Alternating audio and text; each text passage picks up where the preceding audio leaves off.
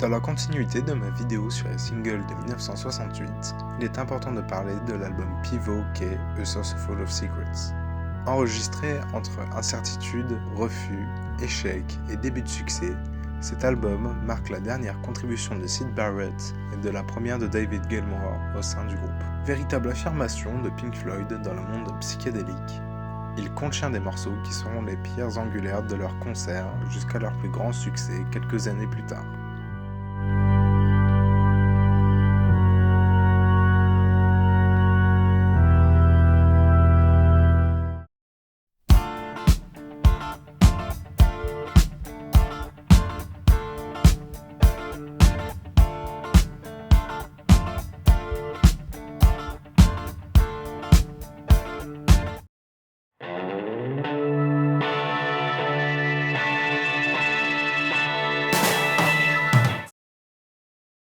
Le 7 août 1967, soit 3 jours après la sortie britannique de The Piper at the Gates of Dawn, Pink Floyd retourne en studio pour ce qui sera les premières sessions de Source Full of Secrets.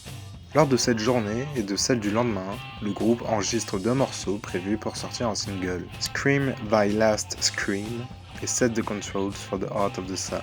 Bien que ce single ait été prévu pour le 8 septembre, EMI s'y est fermement opposé. Syd Barrett devenant ingérable, les autres membres lui ont pris un rendez-vous avec l'éminent psychiatre Ronald David Lang.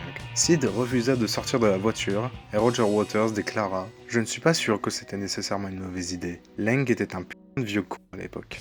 En fait, con est un peu fort, mais il buvait énormément. » Le groupe part ensuite 2 semaines en août pour Formentera, une île au sud d'Ibiza, pour passer des vacances avec le médecin Sam Hutt. Mais ces vacances ne changent rien à l'état mental de Barrett.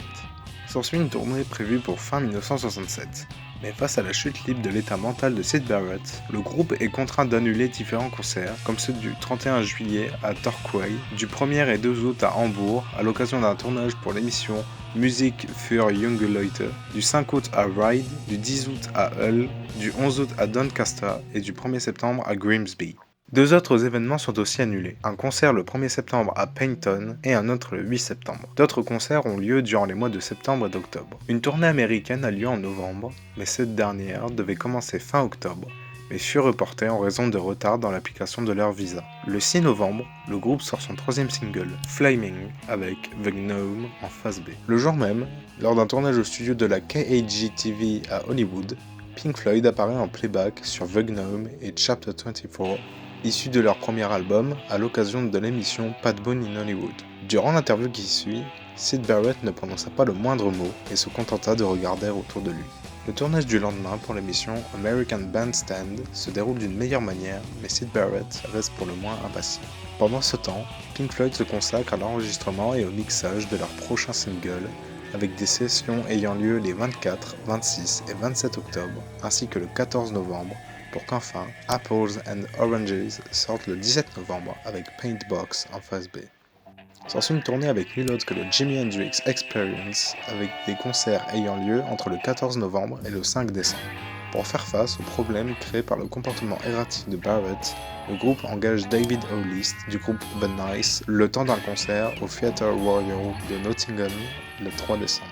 La légende raconte que les spectateurs n'y ont vu que du feu. Le 20 décembre, le groupe se rend au studio 4 des studios Maida Vale de la BBC afin d'enregistrer une session pour l'émission de radio Top Gear avec une setlist comportant Vegetable Man, Scream Thy Last Scream, Jug Band Blues et Power Talk H. En décembre 1967, David Gilmour devient officiellement membre de Pink Floyd afin de couvrir les excentricités de Barrett, selon Peter Jenner, la situation avec leur leader étant devenue ingérable.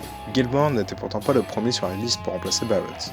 Il y eut entre autres Jeff Beck et David O'List. Le groupe choisit finalement Gilmour en raison de sa proximité avec Syd. Nick Mason fut le premier à approcher Gilmour, probablement après un concert au Royal College Art de Londres. Le guitariste n'avait pas un grand intérêt pour la musique du Floyd, mais était séduit par son statut professionnel et sa notoriété grandissante. Il eut un accord de principe et confirma son accord aux alentours de Noël. Et puis juste après Noël, juste après leur concert à l'Olympia, j'ai reçu un coup de fil, là où je logeais. Je n'avais pas de téléphone. ou plutôt, ils ne connaissaient pas mon numéro. Mais ils m'ont envoyé un message par l'intermédiaire d'une connaissance commune pour me demander de les contacter afin d'accepter le poste, pour ainsi dire. Il n'y avait pas de réelle discussion, ou de réunion pour en parler, ou d'audition, ou quelque chose de ce type. Ils m'ont juste demandé « Est-ce que tu acceptes ?» J'ai répondu oui, et c'était aussi simple que ça.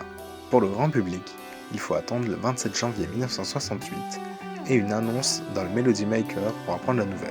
Dans cet article, il est dit Gilmour, nouveau guitariste pour le Floyd. Un nouveau chanteur et guitariste a rejoint les Pink Floyd, faisant passer leur formation de 4 à 5. Il s'agit de David Gilmour, âgé de 21 ans. Ami d'enfance de Syd Barrett et Roger Waters, Gilmour a répété avec le groupe pendant plusieurs semaines et va maintenant les rejoindre pour leur première tournée européenne, commençant le 18 janvier et incluant un concert au premier festival international de musique pop européenne à Rome.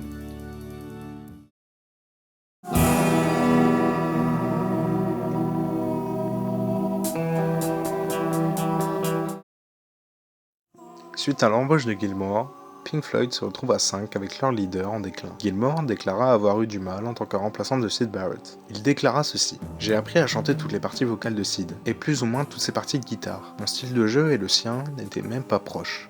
Donc c'était difficile pour moi de savoir quoi faire, et cela m'a pris du temps pour faire mon trou. Je connais Syd depuis que j'ai 14 ans. C'était dur de remplacer l'un de mes meilleurs amis, et de voir un de mes amis proches ne fonctionnant plus comme un humain normal. Il existe également des photos de la formation à 5, et on peut déjà voir un Syd Barrett de plus en plus absent. Quelques concerts eurent lieu avec cette formation durant tout le mois de janvier. Le 26 janvier 1968, alors que le groupe était sur la route pour un concert à la Southampton University, qu'une situation pour le moins surprenante eut lieu. Il était très évident que ça ne continuerait pas comme ça très longtemps, et pour le 6e concert que nous devions faire ensemble, qui je crois était à la Southampton University, on n'est jamais venu le chercher. Quelqu'un a demandé « Devrait-on aller chercher Syd ?» Et un autre, probablement Roger, a répondu « Non, ne nous en préoccupons pas ». Et c'était la fin. Comme les membres du groupe ne voyaient pas un futur avec Barrett et que les managers Andrew King et Peter Jenner ne voyaient pas un futur de Pink Floyd sans lui, Black Hill Enterprises décide de rompre le contrat les liant avec le groupe en avril 1968, tout en continuant de représenter Barrett. Richard Wright était même à ça de quitter le groupe, étant donné que lui et Barrett étaient considérés par les managers comme les forces créatives du groupe. Bien que le contrat avec Black Hill fût résilié en avril, Gilmour a signé son contrat avec EMI le 18 mars 1968, et cette date marque officiellement le début de la formation originale de Pink Floyd. En réaction au départ de King et Jenner, le groupe engage Steve O'Rourke en tant que manager.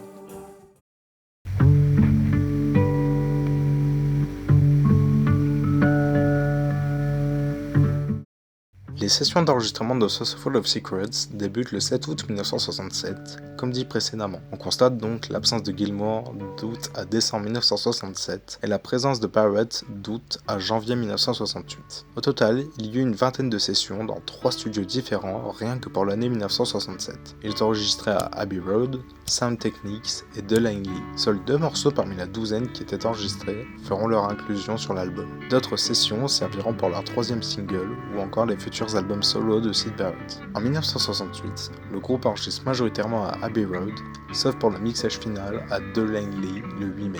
La session finale de l'album a lieu le 15 mai, soit un peu plus de 9 mois après la première. Parmi les ingénieurs du son qui ont travaillé sur l'album, il y avait Peter Barnes et Ken Scott. Martin Berger est en charge du mixage dans la fameuse salle 53. Parmi les assistants ingénieurs, il y avait John Barrett, Jeff Jarrett, John Kurlander, Richard Langham, Peter Mew et Michael Shady. Michael Whitehall était l'ingénieur du son au studio de Langley. Pour ce qui est de l'équipement utilisé, il est relativement similaire à celui qui était utilisé pour The Piper at the Gates of Dawn. À De Langley, la régie est équipée d'une console de mixage Sound Techniques avec 18 entrées et 4 sorties, d'un magnétophone 4 pistes Ampex AG440 et 4 Tannoy Lockwood Major Studio Monitors. Parmi les effets de studio, on trouve un compresseur Fairchild 666 et un Altec 436B. L'album sort en mono et en stéréo le 28 juin 1968 au Royaume-Uni sous le label Columbia et le 27 juillet aux États-Unis sous le label Tower. Il est composé de 7 morceaux et n'a aucune variation de liste de morceaux selon les pressages comparé à son prédécesseur. Le titre, The Saucerful of Secrets, renvoie au thème de la science-fiction, saucer voulant dire soucoupe, donc proche de toutes les bandes dessinées et des récits sur les extraterrestres. En revanche, il existe des traductions plus littérales comme un platillo lleno de secretos au Venezuela qui renvoie plutôt à une petite assiette. L'album bénéficie d'une ressortie en mono à l'occasion du Record Store Day 2019, puis en 2022 pour le grand public, après celle de The Piper at the Gates of Dawn.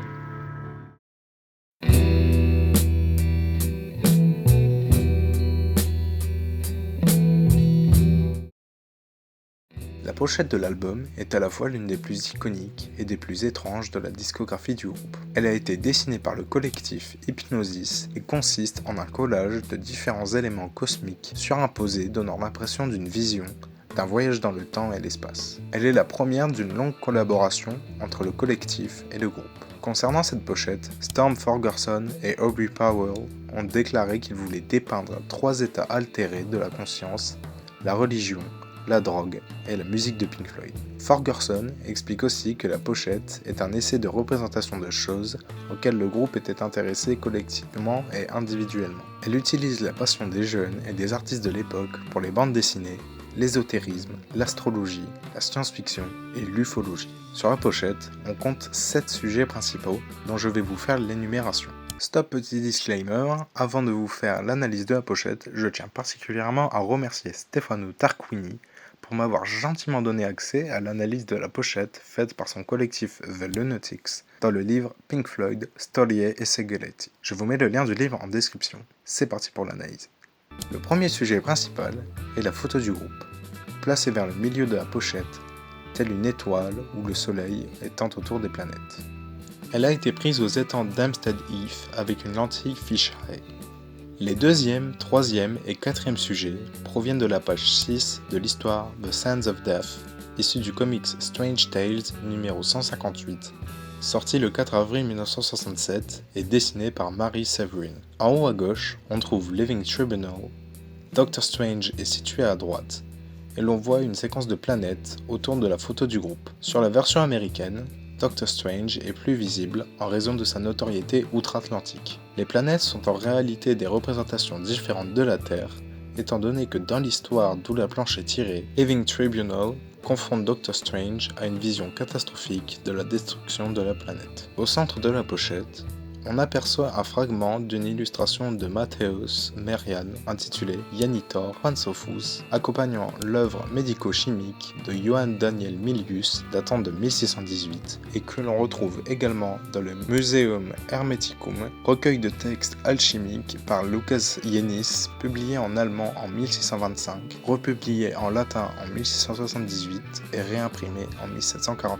Cette illustration représente le jardinier philosophe avec 2 haches à la main, occupé à la grande œuvre, placé au sommet de la montagne des planètes métaux dont les symboles alchimiques sont inscrits parmi les arbres. On y voit une première roue au-dessus de sa tête, avec des références à certaines étapes alchimiques à travers des animaux. On y voit, de gauche à droite, le corbeau noir, le cygne blanc, le dragon mercuriel, le pélican et le phénix qui brûle et renaît de ses cendres. De gauche à droite, on passe de l'impureté à la pureté. La robe de l'alchimiste est claire et sombre, symbolisant l'harmonisation des contraires.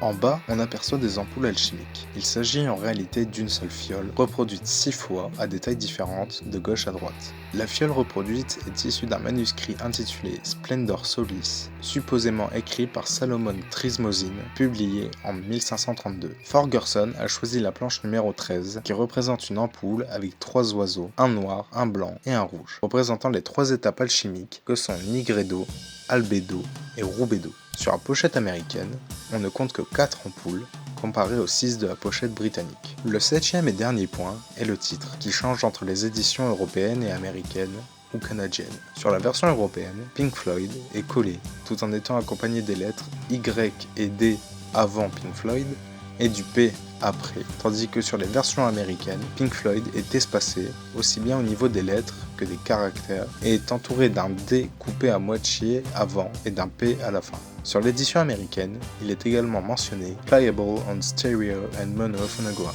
Le pressage américain n'est pas le seul à avoir des différences significatives avec la version européenne pour sa pochette avant. On retrouve également quelques modifications sur le pressage japonais avec l'inclusion du titre de l'album et différents logos, le pressage sud-africain avec l'inclusion du numéro de catalogue et des logos EMI et Columbia, ou encore le pressage vénézuélien avec des couleurs totalement différentes. La pochette arrière montre les visages des membres du groupe en noir et blanc en double exposition avec d'autres photos. Là également, il y a des différences à noter selon les pressages, comme les bords à rabat noir sur le pressage britannique, les bords à rabat blanc sur le pressage français ou le pressage néo-zélandais en plus de ses bordures blanches, les bords bleus sur le pressage italien, la pochette totalement blanche avec les morceaux et les compositeurs sur le pressage allemand, ou encore la pochette blanche avec le titre, les morceaux et des infos supplémentaires pour le pressage japonais entre 1968 et 1974. Il est à noter que les premières copies ont mal orthographié le nom de Gilmour sur la pochette et le label, et contient également Let There Be More Light sur le label, des erreurs qui seront corrigées sur les pressages suivants. Après avoir analysé l'album, son enregistrement et sa pochette, passons à une analyse morceau par morceau.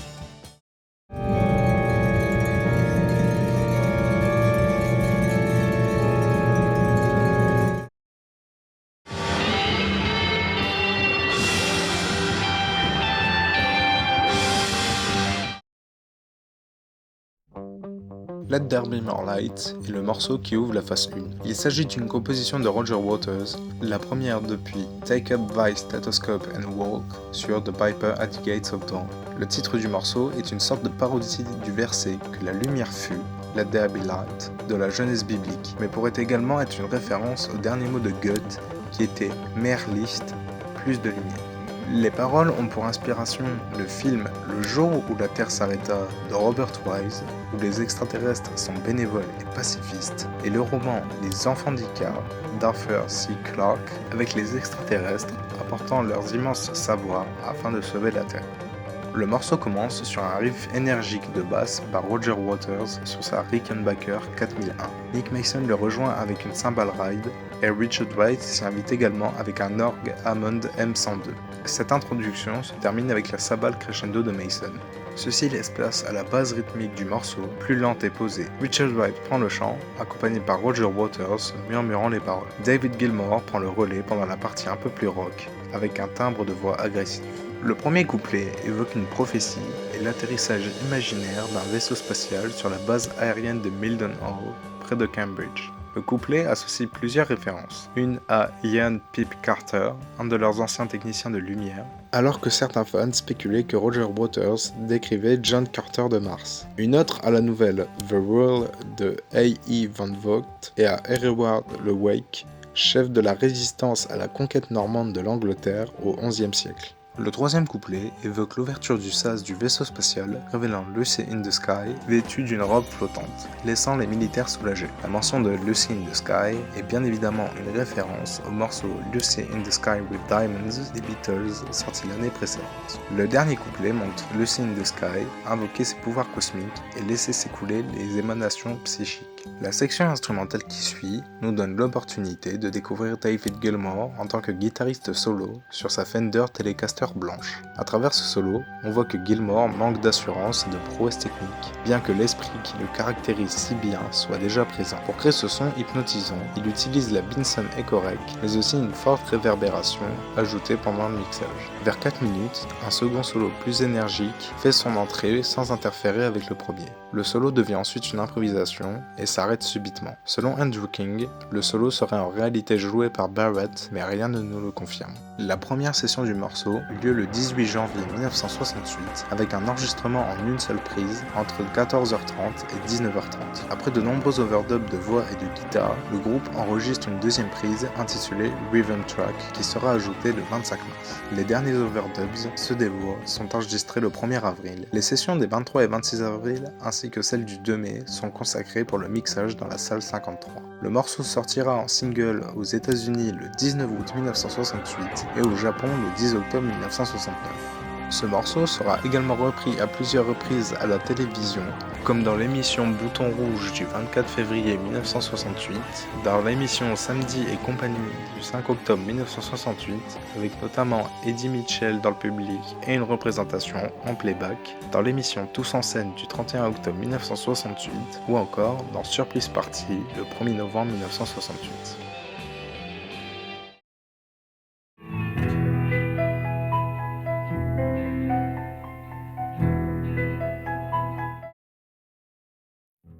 Remember a Day, composition de Richard Wright, déteint fortement avec Let There Be More Light de par sa mélodie plus joyeuse et a été enregistré à l'époque de The Piper at the Gates of Dawn.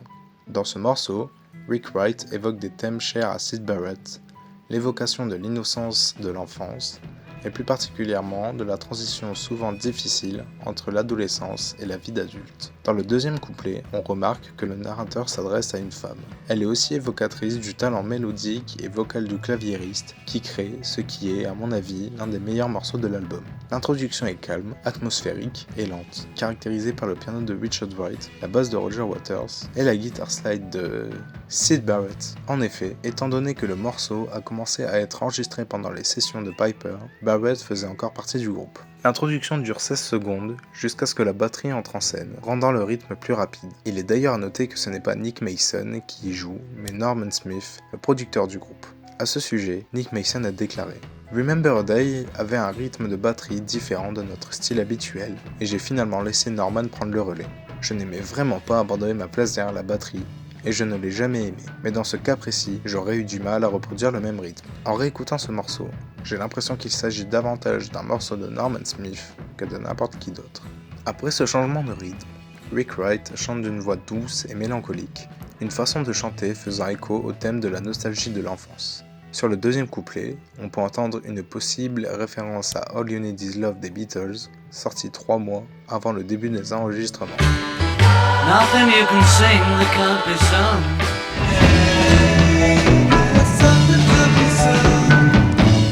Tout au long du morceau, on entend une guitare acoustique et une guitare slide, toutes deux jouées par Syd Barrett, ce qui en fait l'une de ses rares contributions à l'album. Ce dernier fait notamment parler le restant de son talent dans un solo de slide guitar, mais aussi avec des bruits de bouche, comme ce qu'il faisait sur Matilda Mother. Avant le dernier couplet, on peut entendre un bruit étrange, semblable à un raclement de gorge. Contrairement à la fin brutale de Let There Be More Light, le morceau se termine sur un fondu. Les studios Abbey Road étant surbookés au moment de l'enregistrement, le groupe n'avait pas d'autre choix que de faire l'enregistrement au studio Delaney Lee. Les sessions d'enregistrement ont eu lieu du 9 au 12 octobre 1967 et le morceau aurait vraisemblablement été mixé le 8 mai 1968. David Gilmour n'était pas encore membre de Pink Floyd à ce moment-là, Syd Barrett assure les parties de guitare et déclara même « J'étais autodidacte et mon seul groupe était Pink Floyd. Je n'ai pas participé à Corporal Clegg, mais j'ai joué sur un autre morceau écrit par Richard Wright. J'ai oublié le titre.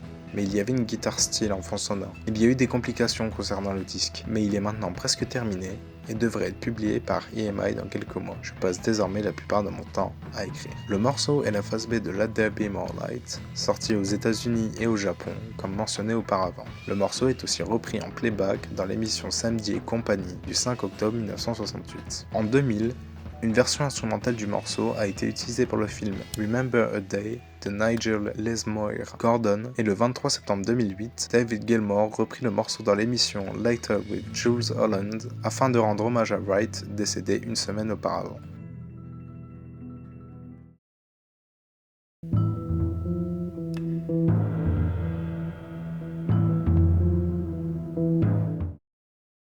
Set the Controls for the Heart of the Sun est la deuxième composition de Roger Waters sur l'album, mais aussi l'un des morceaux les plus connus du groupe. Il est aussi le seul où le quintet Barrett, Gilmour, Waters, Mason et Wright jouent ensemble. Waters a écrit le morceau en automne 1967. Pour le titre, ainsi que les paroles, Roger Waters a été inspiré par différentes sources. Pour le titre, il s'est inspiré du roman The Fire Clown de Michael Moorcock de 1965. Pour ce qui est des paroles, Waters a puisé dans de la poésie chinoise, tout comme Barrett l'avait fait pour Chapter 24. Il a puisé dans le livre Poems of the Late Tang, traduit par Angus Charles Graham. Inspiré par la sagesse asiatique, Waters a créé un scénario poignant qui combine la tristesse, la solitude et le suicide tout en ajoutant une méditation sur la folie. La structure musicale est claire, une introduction, 2 couplets chantés, une improvisation et un dernier couplet en guise de conclusion. Le morceau commence par un riff de basse introduit par un fondu, suivi par Nick Mason jouant avec des maillets plutôt qu'avec des baguettes et Richard Wright avec un vibraphone avant que Roger chante d'une voix douce, proche de la confidence. Le premier couplet emprunte des extraits de 2 poèmes de Li Shangyin, Untitled Poem 3 pour le premier vers Little by Little, The Night Turns Around, et Soul pour le vers suivant, Counting the Leaves Which Tremble at Dawn. Le deuxième couplet emprunte le poème Untitled Poem 2 pour le troisième vers, Knowledge of Love is Knowledge of the Shadow. À la fin du couplet, Waters répète The Art of the Sun, tout en s'éloignant pour créer un effet d'espace. S'ensuit une improvisation space rock avec un Richard Wright utilisant une pédale wah-wah avec son orgue Hammond, avant un dernier couplet démarrant par une référence au poème Don't Go Out of the Door de Lee A pour les deux vers, Witness the man who raves at the wall, making the shape of his question to heaven. Waters réitère ses répétitions à la fin du couplet, et vers la fin, on entend des mouettes que l'on entendait déjà avant le dernier couplet. À la toute fin, on entend une guitare reprenant le riff de basse, probablement joué par Syd Barrett. David Gilmour confirme cette théorie en 1993 en disant « Il est aussi dans une petite partie de Set the Controls for the Heart of the Sun. Je pense que je suis dans Set the Controls également. » Pour le rythme de batterie, Nick Mason révèle qu'il s'est inspiré de Blue Sands, morceau du batteur Chico Hamilton, dans le film Jazz on a Summer Day. Roger Waters explique le sens du morceau en disant ceci. Set the Controls parle d'une personne inconnue qui, en pilotant un grand vaisseau spatial, est pris de solaires envies suicidaires et qui ajuste les commandes en direction du soleil.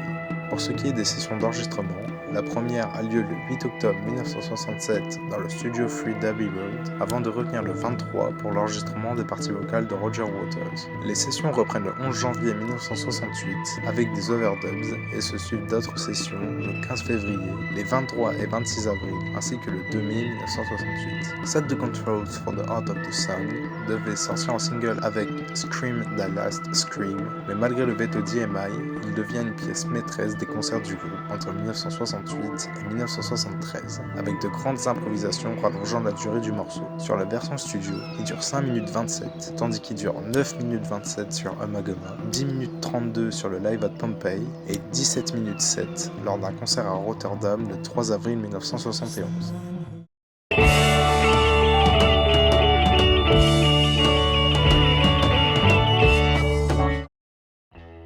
Corporal Clegg, nouveau morceau composé par Roger Waters, est considéré comme la première chanson antimilitariste composée par le bassiste. En effet, un tel thème vient du fait que son père est décédé durant la Seconde Guerre mondiale, durant la bataille d'Anzio le 18 février 1944. Il dit même du morceau « Corporal Clegg parle de mon père et de son sacrifice durant la Seconde Guerre mondiale ». C'est sarcastique dans un certain sens, l'idée de la jambe de bois étant quelque chose que vous gagnez à la guerre, tel un trophée. Le morceau parle d'un soldat souffrant d'obusite et ayant perdu sa jambe durant la Seconde Guerre mondiale et ayant gagné une jambe de bois, trouvé une médaille dans un zoo et une femme fière de son courage, mais noyant son chagrin dans le gin. Le morceau a un ton très axé sur la guitare et ironiquement léger par rapport à son thème qui ne l'est pas autant. Gilmour chante la première moitié de chaque couplet, chacune de ses phrases commençant par Corporal Clegg, tandis que Nick Mason l'accompagne dans l'autre moitié. Le premier décrit physiquement le caporal avec sa jambe de bois gagnée, mais aussi le contexte dans lequel il a trouvé sa médaille, une médaille orange, rouge et bleu qui peut être une référence à la Burma Star, décoration décernée en reconnaissance du service opérationnel durant la campagne de Birmanie. David Gilmour chante le seul et unique pré-refrain. Le refrain est chanté par les 4 membres et est entièrement axé sur Madame Clegg et son rapport à l'alcool. Les refrains laissent place à 2 sections instrumentales où l'on entend des kazoo inventés par un certain Thaddeus von Clegg. Le deuxième couplet parle des conséquences de la guerre sur Clegg et le manque de reconnaissance attribué aux soldats. Un couplet, donc, attaquant ouvertement les autorités et l'armée tout en abordant un humour sardonique. La fin du morceau est un entremêlement d'éléments sonores entre la musique, les kazoo, les effets sonores de la guerre, des paroles plus ou moins discernables avant de se terminer sur une sirène d'alarme. La fin du morceau est marquée par la présence de l'orchestre du compositeur Stanley Myers, qui n'est nul autre que celui qui a composé la cavatina, thème du film Voyage au bout de l'enfer. L'atmosphère générale du morceau, avec les bruits de foule, les voix tout autour et les kazoo, font penser au morceau Rainy Day Women No. 12 and 35 de Bob Dylan. Les sessions eurent lieu le 31 janvier, les 1er, 7, 8, 12 et 15 février, le 25 mars, et les 24 et 30 avril 1968. La session du 12 février a lieu au Studio 2 et est dédiée à l'orchestre de Stanley Myers. Bien que le morceau n'ait jamais été joué en concert, il existe 2 clips vidéo. Le premier a été filmé le 19 ou 20 février 1968 pour l'émission belge Tiener Klanken, où le groupe mime une version du morceau avec une fin différente, et le deuxième a été filmé pour la télévision ouest-allemande le 22 janvier 1969 pour une diffusion le 21 septembre. Ce deuxième clip présente le groupe dans une salle avec une table recouverte de nourriture, les membres portant des casques, des casquettes d'officiers et Roger Waters portant un trench coat. Bien qu'il semble apprécier la nourriture, un renversement accidentel de vin provoque un combat de nourriture à grande échelle, laissant le bazar dans la salle et les membres recouverts de nourriture, et une colombe est prise dans le combat. Pour coller avec le rythme particulier du clip, des extraits de guerre et du groupe chantant le morceau sont interposés entre les séquences de combat.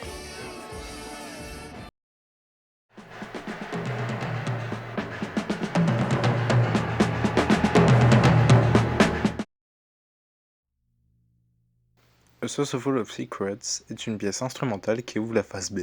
Étant donné qu'il s'agit d'un morceau instrumental, tous les membres du groupe sont crédités comme étant les compositeurs. Trouvant son inspiration au printemps 1968, il est alors le projet le plus ambitieux de Pink Floyd à cette époque. Le projet est tellement ambitieux qu'il marque le point de rupture entre le groupe et Norman Smith. Dans une interview, Richard Wright relate cet événement. J'ai fait le morceau qui donne son nom à l'album, en réalité Celestial Voices, et je me rappelle Norman disant « Vous ne pouvez pas faire ça, c'est trop long, vous devez écrire des morceaux de 3 minutes ». On était assez insolent et on lui a dit « Si tu veux pas le produire, va-t'en ». Une bonne attitude, je pense. La chanson a porté 3 titres avant d'avoir celui que l'on lui connaît actuellement. Elle a d'abord été nommée Nick's Boogie, puis The Masked Gadget of Ozymandias et enfin The Masked Gadgets of Hercules. Le morceau est structuré en 4 mouvements distincts: Something Else, Syncopated Pandemonium, Storm Signal et Celestial Voices. Something Else commence avec un fondu très lent et axé sur la cymbale de Roger Waters. L'atmosphère est étrange et crescendo avec les sonorités lugubres et plaintives de Lord Farfisa de Rick Wright, des cordes de piano pincées à certains moments, la guitare de David Gilmour devenant de plus en plus lourde avec le Binson Ekorek, des cuivres venant possiblement d'un mélotron, ou encore des jouets en caoutchouc venant simuler des bruits d'angoisse. Tout cet enchaînement laisse place à Syncopated Pandemonium, la deuxième partie, cette fois basée sur la batterie de Nick Mason, qui est une boucle doublée à l'enregistrement. Cette partie se base aussi sur différents effets testés durant des concerts, avec des cymbales inversées, un piano malmené, une nappe d'orgue ou encore une guitare utilisée de façon peu orthodoxe par Gilmour. À la fin de cette partie, on entend comme un tremblement qui laisse place à la troisième séquence, plus transitive qu'autre chose, intitulée Storm Signal. Le tremblement est en réalité une sorte d'orage électromagnétique, d'où le titre. Cette partie est basée sur l'orgue de Rick Wright avec des petites cloches en fond, jusqu'à prendre un ton plus clair et basculer sur la dernière partie, intitulée Celestial Voices. Cette partie contraste avec toutes les autres, qui relevaient du chaos. Annoncée par la barre de vibrato de David Gilmour, on sent en cette partie une forme de rédemption, voire de montée au paradis. Si je devais donner un autre nom à cette partie, ce serait la lumière au bout du tunnel, car on sort vraiment du chaos. L'orgue, la basse, le mélotron et les voix angéliques terminent le morceau en beauté, nous laissant avec une sérénité évidente. Il est à noter que le nom des 4 parties que je vous ai citées viennent du présage américain de Magoma. Pour ce morceau dantesque, qui est au passage le plus long de l'album, il n'a étonnamment fallu que 7 sessions d'enregistrement, qui s'organisent comme ceci. L'enregistrement de la première prise des 2 premiers mouvements le 3 avril, le réenregistrement du premier mouvement et de la première prise des 2 autres mouvements le 5 avril, le réenregistrement de ces derniers avec des overdubs le 9, l'enregistrement de nouvelles parties intitulées Wild Guitar Track et Wild Guitar Track with Piano, accompagnées d'overdubs, de bruitage et du mixage des 2 premiers mouvements le 10 avril, le mixage des 2 autres mouvements le 23 avril, le remixage du deuxième le 24, et enfin le remixage du premier le 1er mai. Tout comme Set the Controls for the Heart of the Sun, le morceau devient l'une des pierres angulaires des concerts du groupe entre 1968 et 1973, bien qu'il soit joué plus occasionnellement en 1973. Pour ce qui est de sa durée, elle est fortement variable, durant 11 minutes 53 dans sa version studio, 10 minutes 11 sur le Live at Pompeii, 12 minutes 45 pour sa version non éditée, ou encore 24 minutes 43 lors du concert à Rotterdam de 1971 mentionné précédemment.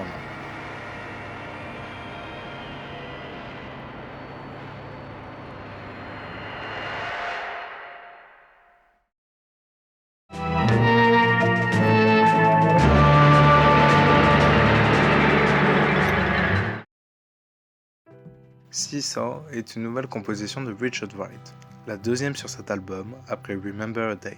D'ailleurs, le morceau reprend exactement les mêmes thèmes que ce dernier. Il évoque la nostalgie d'un narrateur, se souvenant des bons moments qu'il passait avec sa sœur quand ils étaient enfants, notamment des promenades dans la campagne anglaise, d'autres promenades vers une rivière, des pierres qu'il jetait pour s'amuser, ou encore la fameuse balançoire que l'on retrouve dans les paroles « She goes up and he goes down ».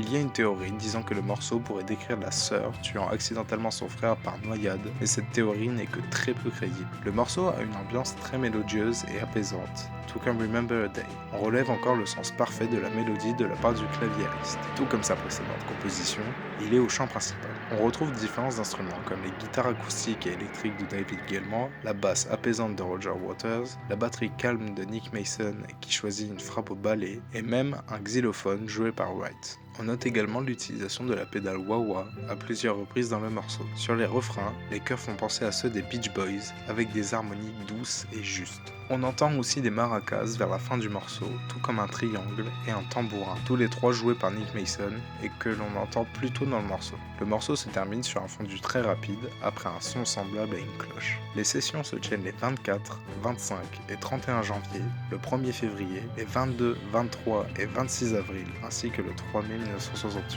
Elles ont lieu au studio 2 et 3 Abbey Road et le mixage a lieu dans la salle 53. Le morceau avait d'ailleurs pour titre de travail The Most Boring Song I've Ever Heard Part 2, ce qui en dit long sur l'opinion qu'avait le groupe sur les compositions de Wright.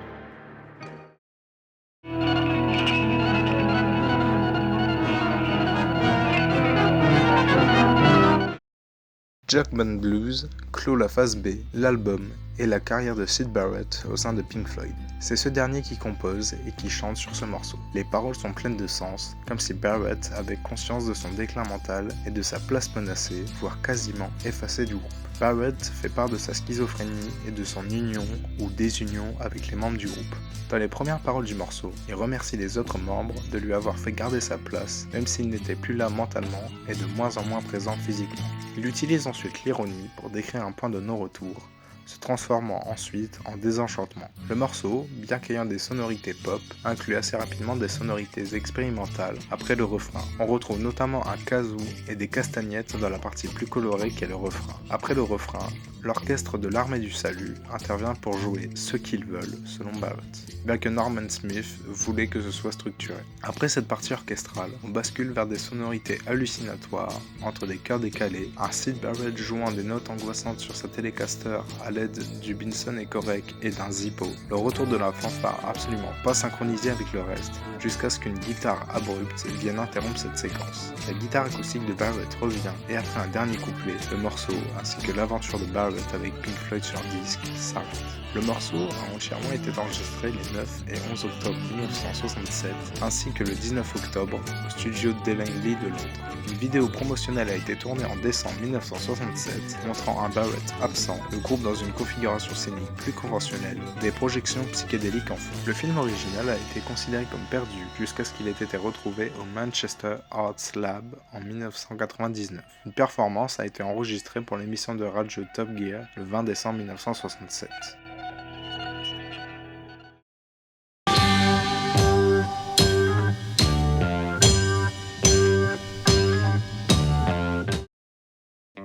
Après sa sortie, l'album atteint la 9e place des charts au Royaume-Uni. En revanche, ce n'est pas la même chose aux États-Unis, car l'album n'entre pas dans les charts avant 2019, atteignant la 158e place. Lorsqu'il fut réédité avec The Piper at the Gates of Dawn sur A Nice Pair en 1974, le double album a atteint la 36e place du Billboard 200 le 2 février 1974. Jim Miller de Rolling Stone déclara que l'album n'était pas aussi intéressant que leur premier et qu'il était plutôt médiocre. Dans le New Musical Express du 10 août 1968, Alan Evans dit ceci: les Pink Floyd ont, grâce à une expérimentation électronique continue tant en studio que sur scène, développé un son distinctif. Let There Be More Light exploite pleinement cela et est, à mon avis, aussi supérieur aux autres morceaux que la face A l'est à la face B, sur laquelle le morceau titre Saucer Full of Secrets est long et ennuyeux et ne justifie guère sa durée monotone.